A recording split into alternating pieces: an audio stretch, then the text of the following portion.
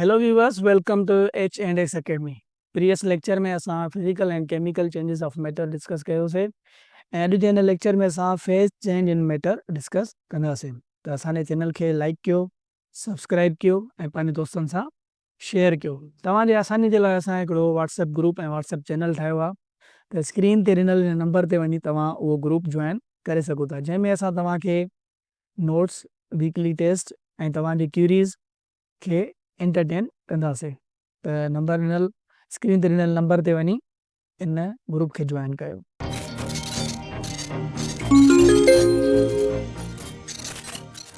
जीअं त असां मादे जूं टे हालतूं डिस्कस कयोसीं, सॉलिड, लिक्विड ऐं गैस, ऐं उन्हनि टिनी हालतुनि खे असां उन्हनि जे इंटर मॉलिक्यूलर लेवल ते वञी ॾिठोसीं। त सॉलिड जा जेके एटम हुया तव्हां हिते ॾिसो बाक़ाइदे हिक ॿिए सां मिलिया पिया आहिनि ऐं उन्हनि जे विच में जेके इंटर मॉलिक्यूलर फोर्सिस आहिनि उहे तमामु घणा स्ट्रॉन्ग आहिनि। इन जे करे तव्हां ॾिसो त उहे सिर्फ़ु ऐं सिर्फ़ु पंहिंजी उन जॻह ते ई थोरो वाइब्रेट कनि था पिया, जॾहिं त लिक्विड जा जेके एटम्स या मॉलिक्यूल्स आहिनि उहे हिक ॿिए खां थोरो परे परे ॾिया आहिनि ऐं रैंडम डायरेक्शन में पिया मूवमेंट कनि था पिया। ऐं गैस में जॾहिं तव्हां ॾिसो था पिया त गैस जा एटम्स जा जेके मॉलिक्यूल्स आहिनि उहे हिक ॿिए खां घणो परे आहिनि ऐं फ्री मोशन कनि था पिया।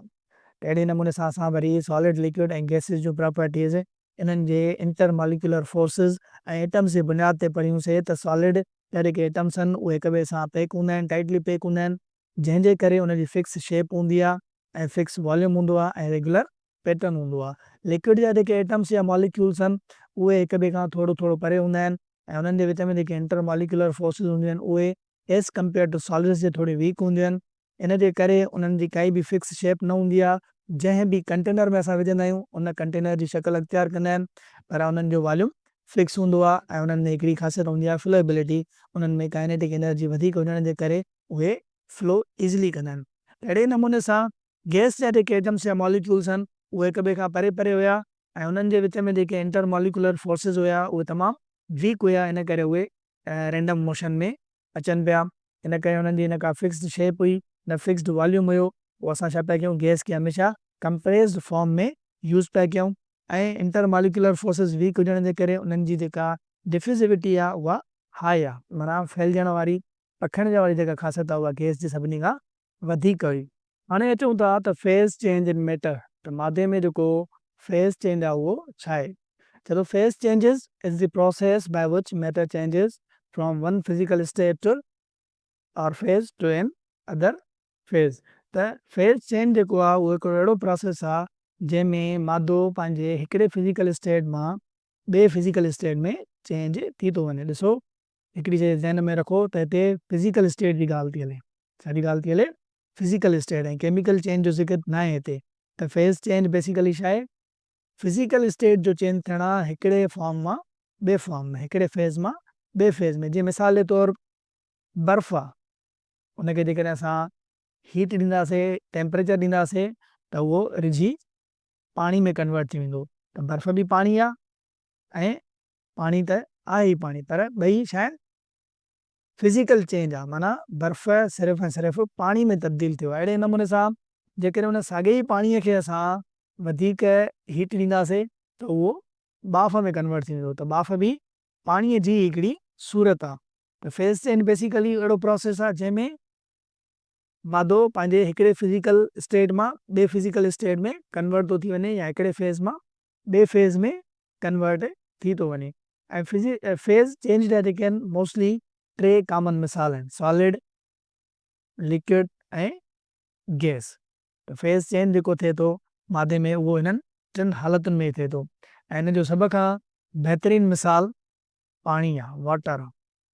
त पाणी टिनी जेको आहे सो फेज़िस में असांखे अवेलेबल आहे। सॉलिड में बि अवेलेबल आहे, लिक्विड में बि अवेलेबल आहे ऐं गैसिस में बि अवेलेबल आहे। हाणे अचूं था त इहो फेज़ चेंज मादे में थिए छो थो। त मादे जी हालतुनि खे असां जॾहिं ॾिसूं पिया त हुननि खे एटम्स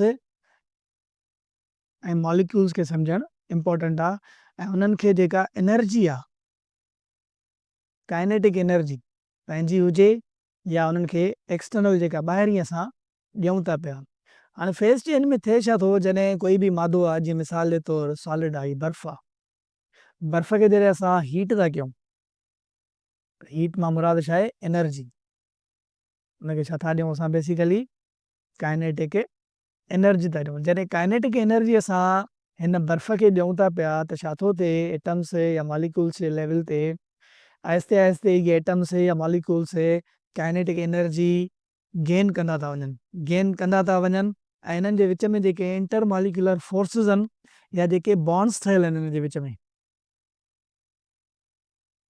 उहो उन्हनि खे टोड़ींदा था वञनि। जीअं जीअं असां हीट कंदा था वञूं, तीअं तीअं उन्हनि खे काइनेटिक एनर्जी मिलंदी थी वञे, तीअं तीअं उहे वधीक तेज़ीअ सां वाइब्रेट करणु शुरू था कनि। एतिरो तेज़ी सां वाइब्रेट कनि था जो इन सॉलिड्स में जेके केमिकल बॉन्ड्स आहिनि या जेके इंटर मॉलिक्यूलर फोर्सिस आहिनि, उन्हनि ते हू ओवरकम करे था वञनि, ऐं उन ओवरकम करण जे वजह सां उहे बॉन्ड्स हिक ॿिए खां टुटनि था पिया, ऐं उहे एटम्स या उहे मॉलिक्यूल्स जेके हिकु रेगुलर पैटर्न में हुया, उहे टुटी करे हिक ॿिए खां परे परे हलिया था वञनि।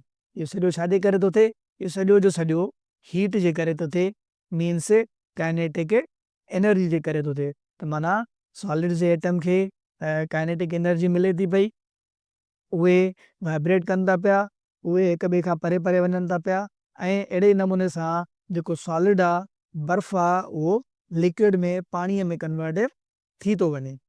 ऐं साॻे ई नमूने सां जेकॾहिं उन साॻे ई पाणीअ खे असां अञा वधीक हीट कंदासीं त उन्हनि एटम्स खे, उन्हनि लिक्विड्स जे एटम्स खे, उन्हनि लिक्विड्स जे मॉलिक्यूल्स खे अञा वधीक काइनेटिक एनर्जी मिलंदी। अञा वधीक काइनेटिक एनर्जी मिलण जे करे उहे हिक ॿिए खां अञा घणो परे परे थींदा वेंदा, ऐं अहिड़े नमूने सां परे परे थी करे उहे हिकिड़े नए फेज़ में तब्दील थी वेंदा, जंहिंखे असां गैस चऊं था पिया। त इहो सॼो जेको चकर आहे फेज़ चेंज जो मादे जे अंदरि, उहो सॼो जो सॼो चकर बेसिकली काइनेटिक एनर्जी ऐं हीट जो आहे। हाणे ईअं न आहे जो असां कंहिं बि सॉलिड वारी शइ खे या लिक्विड वारी शइ खे हीट ॾियूं त उहो फौरन जेको आहे सो पंहिंजो फेज़ चेंज करे। इहो जेको प्रोसेस आहे, इहो स्लो ऐं ग्रेजुअल प्रोसेस आहे। आहिस्ते आहिस्ते उन सबस्टेंस जो, उन हालति जो टेम्परेचर राइज़ थिए थो पियो। टेम्परेचर राइज़ थियण सां उन जा एटम्स, उन जा मॉलिक्यूल्स अञा वधीक एनर्जी गेन कनि था पिया। वधीक एनर्जी गेन करण जे करे उहे बेसिकली जेके बॉन्ड्स आहिनि उन्हनि जे विच में, उहे टुटनि था पिया, ऐं अहिड़े नमूने सां मादो हिक फेज़ मां ॿिए फेज़ में तब्दील थी थो वञे। त उहा हीट जेका कोई बि मादो एब्ज़ॉर्ब करे थो इन फेज़ चेंज जे दौरान, उन हीट खे वरी असां चवंदा आहियूं लेटेंट हीट। जेकॾहिं मिसाल जे तौरु सॉलिड खे असां हीट था कयूं, ऐं उन सॉलिड खे लिक्विड में कन्वर्ट करण जे लाइ जेका हू हीट एब्ज़ॉर्ब करे थो, उन हीट खे असां लेटेंट हीट ऑफ फ्यूज़न चवंदा आहियूं। छा चवंदा आहियूं? Latent heat of fusion. पर जेकॾहिं साॻी हीट, साॻी गर्मी असां कंहिं लिक्विड वारी शइ खे ॾियूं था पिया, ऐं उहो लिक्विड गैस में तब्दील थिए थो पियो, वेपर्स में तब्दील थिए थो पियो, उन साॻी हीट खे असां लेटेंट हीट ऑफ वेपोराइज़ेशन चवंदा आहियूं। हुते फ्यूज़न, हिते वरी वेपोराइज़ेशन। त सॼो जेको चकर आहे इहो फेज़ चेंज जो, उहो बेसिकली डिपेंड थो करे इन हीट ते, काइनेटिक एनर्जी ते, त एनर्जी ॾियूं था या एनर्जी वठूं था पिया। अगरि असां एनर्जी ॾियूं था पिया त पोइ इहे एटम्स, इहे मॉलिक्यूल्स आहिस्ते आहिस्ते एनर्जी गेन कंदा, ऐं पंहिंजे जेके इंटर मॉलिक्यूलर फोर्सिस ऐं बॉन्ड्स आहिनि उन्हनि खे ब्रेक कंदा, ऐं हिकिड़े नए फेज़ में तब्दील थी वेंदा। साॻे ई नमूने सां जेकॾहिं असां इन state of matter, solid, liquid या गैस हुजे, उन्हनि खां असां अगरि असां एनर्जी खसियूं, पहिरियां असां एनर्जी ॾियूं पिया हीट जे फॉर्म में, हाणे जेकॾहिं असां इन्हनि खां काइनेटिक एनर्जी खसियूं, मिसाल जे तौरु गैस जा आइटम्स आहिनि, उहे हिक ॿिए खां घणो परे परे आहिनि। जॾहिं असां इन्हनि खां एनर्जी खसींदासीं, माना इन्हनि जो टेम्परेचर घटाईंदासीं, इन्हनि खे कूल कंदासीं। कूल माना टेम्परेचर घटाइण। जॾहिं हिननि खे कूल कंदासीं त हिननि वटि जेका एनर्जी आहे, इहा एनर्जी आहिस्ते आहिस्ते इहे लूज़ कंदा। जॾहिं लूज़ कंदा त इहे हिक ॿिए जे वेझो ईंदा वेंदा। जॾहिं हिक ॿिए जे वेझो ईंदा वेंदा त गैस मां छा में कन्वर्ट थी वेंदा? लिक्विड में कन्वर्ट थी वेंदा। त अहिड़े नमूने सां जॾहिं असां हिननि खां एनर्जी खसूं था पिया त इहे एनर्जी लूज़ करे हिक ॿिए जे वेझो था अचनि, ऐं हिकिड़े फेज़ मां ॿिए फेज़ में तब्दील था थी वञनि। लिक्विड में वरी थोरो हिक ॿिए जे वेझो अची वेंदा। पर जेकॾहिं असां अञा इन लिक्विड खां एनर्जी खसियूं, माना अञा इन जो टेम्परेचर घटायूं, इन खे कूल कयूं, त इहे जेके एटम्स आहिनि इहे वरी हिक ॿिए सां मिली वेंदा ऐं सॉलिड फॉर्म में हलिया वेंदा। त अहिड़े तरीक़े सां उहे लिक्विड मां सॉलिड में कन्वर्ट थी वेंदा। त सॼो जेको फेज़ चेंज जो मैटर आहे उहो डिपेंड थो करे असांजो एनर्जीअ ते। त एनर्जी ॾियूं था या एनर्जी वठूं था पिया। एनर्जी ॾियण सां उहे एक्सपेंड थियनि था, हिक ॿिए खां परे वञनि था, ऐं उन्हनि जा जेके इंटर मॉलिक्यूलर फोर्सिस या बॉन्ड्स आहिनि उन्हनि खे तोड़नि था ऐं नए फेज़ में तब्दील थी था वञनि। पर जेकॾहिं असां एनर्जी हिननि खां खसूं था पिया त इहे एनर्जी लूज़ कंदा, हिक ॿिए जे विचो था ईंदा वञनि ऐं नए फेज़ में तब्दील थींदा था वञनि। हाणे फेज़ चेंज जेको मादे में थिए थो उहो ॿिनि तरीक़नि सां थिए थो। हाणे असां ॾिसी वियासीं त हिकिड़ो त या त असां उन्हनि खे एनर्जी प्रोवाइड कयूं, माना उन्हनि खे हीट कयूं, ऐं ॿियो या त असां उन्हनि खां एनर्जी खसूं, माना उन्हनि खे कूल कयूं। सभ खां पहिरियों असां ॾिसूं था फेज़ चेंज जेको मादे में थिए थो थ्रू हीटिंग, त उन में कहिड़ा कहिड़ा प्रोसेसिस अची वञनि था। त सभ खां पहिरियों असां फेज़ चेंज थ्रू हीटिंग ॾिसंदासीं, उन में कहिड़ा प्रोसेसिस अचनि था पिया। हीटिंग जे ज़रिए जेको फेज़ चेंज थिए थो मैटर में, उन में हिकिड़ो प्रोसेस आहे मेल्टिंग जो। Melting is a process in which A solid substance changes into a liquid. माना मेल्टिंग हिकिड़ो अहिड़ो प्रोसेस आहे जंहिंमें हिकिड़ो सॉलिड सबस्टेंस लिक्विड में कन्वर्ट थी वञे। हाणे थिए छा थो, जॾहिं असां कंहिं बि सॉलिड खे हीट प्रोवाइड कयूं था त उन में उन जा जेके एटम्स या जेके मॉलिक्यूल्स आहिनि उहे काइनेटिक एनर्जी गेन कनि था पिया। काइनेटिक एनर्जी गेन करे पंहिंजी जॻह ते वधीक तेज़ीअ सां वाइब्रेट कनि था पिया, ऐं वाइब्रेशन जे करे उन्हनि जे विच में जेके इंटर मॉलिक्यूलर फोर्सिस या जेके बॉन्ड्स आहिनि उहे टुटी पवंदा ऐं उहे हिक ॿिए खां थोरो परे परे हलिया था वञनि। त अहिड़े तरीक़े सां उहे हिकिड़े नए फेज़ में अची था वञनि जंहिंखे असां लिक्विड फेज़ था चऊं, ऐं हिन प्रोसेस खे असां मेल्टिंग था चऊं। त मेल्टिंग हिकिड़ो अहिड़ो प्रोसेस आहे जंहिंमें हिकिड़ो सॉलिड लिक्विड में तब्दील थी थो वञे।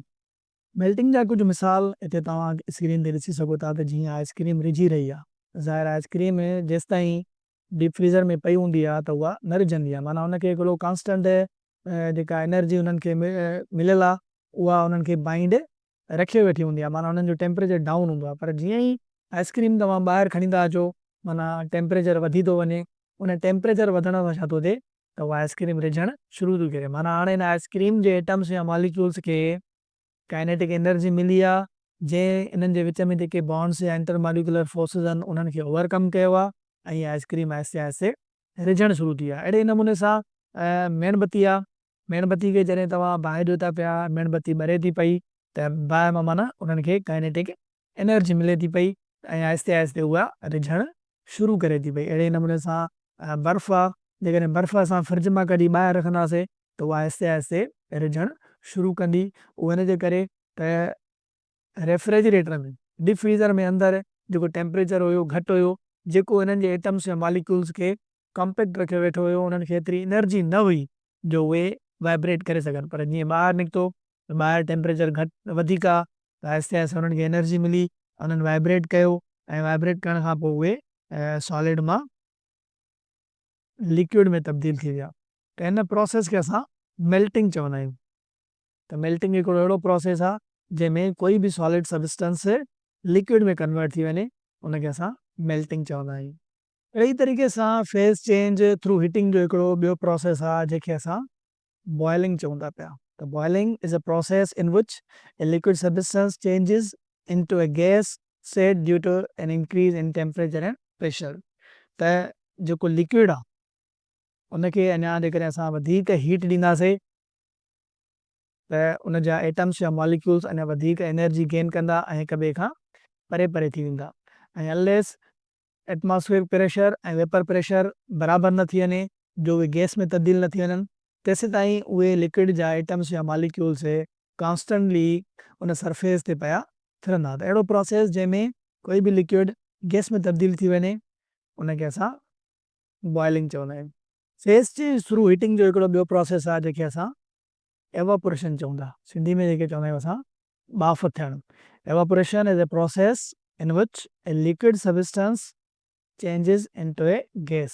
त एवापोरेशन हिकिड़ो अहिड़ो प्रोसेस आहे जंहिंमें हिकिड़ो लिक्विड सबस्टेंस गैस में तब्दील थी वञे, माना बाफ़ थी वञे। पाणीअ खे जॾहिं असां बॉइल कंदा आहियूं ऐं इनफ हीट जॾहिं हुनखे मिलंदी आहे त उहो पाणी आहिस्ते आहिस्ते बाफ़ में तब्दील थींदो आहे। त माना लिक्विड जे सबस्टेंस खे जॾहिं काइनेटिक एनर्जी मिले थी पई त हुन जा एटम्स हुन जा मॉलिक्यूल्स उहो एनर्जी गेन करे हिक ॿिए खां परे परे हलिया था वञनि ऐं उन्हनि जे विच में जेके बि थोरियूं घणियूं इंटर मॉलिक्यूलर फोर्सिस आहिनि उहे टुटियूं थियूं वञनि ऐं उहे हिकिड़े नए फॉर्म में हलिया था वञनि जेके असां गैस था चऊं या जेके असां बाफ़ था चऊं। त अहिड़े तरीक़े सां लिक्विड गैस में तब्दील थी थो वञे। जीअं मिसाल आहे, कपिड़ा तव्हां सुकाइण जे लाइ रखो था पिया त कपिड़ा आला आहिनि, माना उन्हनि में थोरो घणो लिक्विड मौजूदु आहे। जीअं ई उन्हनि खे ॿाहिरि टेम्परेचर मिले थो पियो, माना उन्हनि खे छा थी मिले, काइनेटिक एनर्जी थी मिले। त उन्हनि कपिड़नि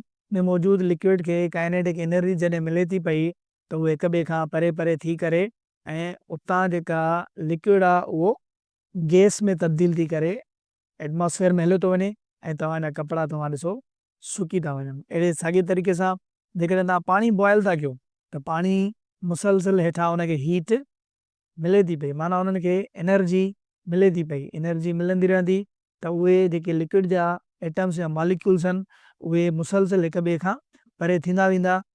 इनफ एनर्जी मिलण खां पोइ उहे हिकिड़े नए फॉर्म में गैस में कन्वर्ट थी वेंदा। त अहिड़ो प्रोसेस जंहिंमें लिक्विड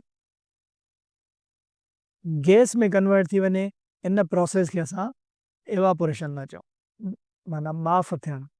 फेज़ चेंज जो ॿियो हिकिड़ो प्रोसेस आहे जंहिंखे असां सब्लिमेशन था चऊं। Sublimation is a process in which a solid substance changes directly into a gas. त अहिड़ो प्रोसेस जंहिंमें हिकिड़ो सॉलिड डायरेक्ट जेको आहे सो गैस में कन्वर्ट थी वञे without converting into a liquid, त उन प्रोसेस खे असां चऊं था सब्लिमेशन प्रोसेस। ऐं हिन प्रोसेस जे पोयां सबबु साॻियो ई आहे त जॾहिं असां कंहिं सॉलिड मटीरियल खे इनफ एनर्जी प्रोवाइड कयूं था त उन मटीरियल जो, उन सबस्टेंस जो जेको टेम्परेचर ऐं प्रेशर आहे सडनली एतिरो राइज़ थी वञे जो विदाउट कन्वर्टिंग टू लिक्विड उहो गैस में कन्वर्ट थी वञे। इन प्रोसेस खे असां चऊं था sublimation. Sublimation is a process जंहिंमें सॉलिड डायरेक्ट जेको आहे सो गैस में कन्वर्ट थी वञे। त इहे कुझु प्रोसेसिस हुया जेके असां मादे में फेज़ चेंज जे लाइ पढ़ूं पिया, जंहिंमें सभ खां पहिरियों असां पढ़ियोसीं मेल्टिंग, ॿियो बॉइलिंग, एवापोरेशन ऐं सब्लिमेशन। इहे सभु उहे प्रोसेस आहे जेके असां थ्रू हीटिंग जे कयूं पिया, माना असां उन्हनि खे काइनेटिक एनर्जी उन्हनि जे एटम्स या मॉलिक्यूल्स खे प्रोवाइड कयूं पिया। हाणे कुझु प्रोसेस अहिड़ा आहिनि जेके वरी थ्रू कूलिंग थियनि था, जिन जो मतिलबु आहे त असां उन्हनि खां काइनेटिक एनर्जी वठंदासीं, माना उन्हनि जे एटम्स या मॉलिक्यूल्स खां काइनेटिक एनर्जी जॾहिं वठंदासीं त उनजे थ्रू जेके प्रोसेसिस थियनि था या फेज़ चेंजिस थियनि था उहे कहिड़ा आहिनि। फेज़ चेंज थ्रू कूलिंग जो हिकिड़ो प्रोसेस आहे फ्रीज़िंग। त freezing is a process, is a phase change process in which a liquid substance changes into a solid state. त अहिड़ो प्रोसेस जंहिंमें हिकिड़ो लिक्विड सबस्टेंस सॉलिड में कन्वर्ट थी वञे, इन प्रोसेस खे असां चऊं था फ्रीज़िंग प्रोसेस। जीअं मिसाल जे तौरु पाणी आहे, पाणीअ खे जॾहिं असां फ्रीज़र में रखूं था पिया त छा थो थिए अंदरि, जीअं फ्रीज़र में रखूं था त माना हुते हुनजो टेम्परेचर डाउन थो थिए। जीअं टेम्परेचर डाउन थो थिए त उन पाणी में मौजूदु एटम्स या जेके मॉलिक्यूल्स आहिनि उन्हनि वटि जेका काइनेटिक एनर्जी आहे उहे आहिस्ते आहिस्ते उहा लूज़ करणु शुरू था कनि। जॾहिं एनर्जी लूज़ था कनि त जेके एटम्स या जेके मॉलिक्यूल्स आहिनि जेके हिक ॿिए खां परे परे हुया उहे आहिस्ते आहिस्ते हिक ॿिए जे वेझो अचणु शुरू था थियनि। एनर्जी लूज़ थींदी त ज़ाहिर आहे उहे उन्हनि वटि एनर्जी न रहंदी त उहे फर्दर मूव करे सघनि, उहे हिक ॿिए जे वेझो किरणु शुरू कंदा ऐं हिकु रेगुलर पैटर्न में अची शुरू थी वेंदा, जिन खे असां सॉलिड फॉर्म में था चऊं। त अहिड़ो प्रोसेस जंहिंमें लिक्विड सॉलिड में कन्वर्ट थी वञे, इन प्रोसेस खे असां फ्रीज़िंग था चऊं। ॿई तरीक़े सां फेज़ चेंज थ्रू कूलिंग जो हिकिड़ो ॿियो प्रोसेस आहे जंहिंखे असां कंडेंसेशन था चऊं। The condensation is a phase change in which gas substance is changes into a liquid state. त अहिड़ो प्रोसेस जंहिंमें हिकिड़ी गैस वारी हालति या गैस सबस्टेंस लिक्विड में कन्वर्ट थी वञे। उनजो सादो मिसाल असांजो बारिश जो पवणु आहे।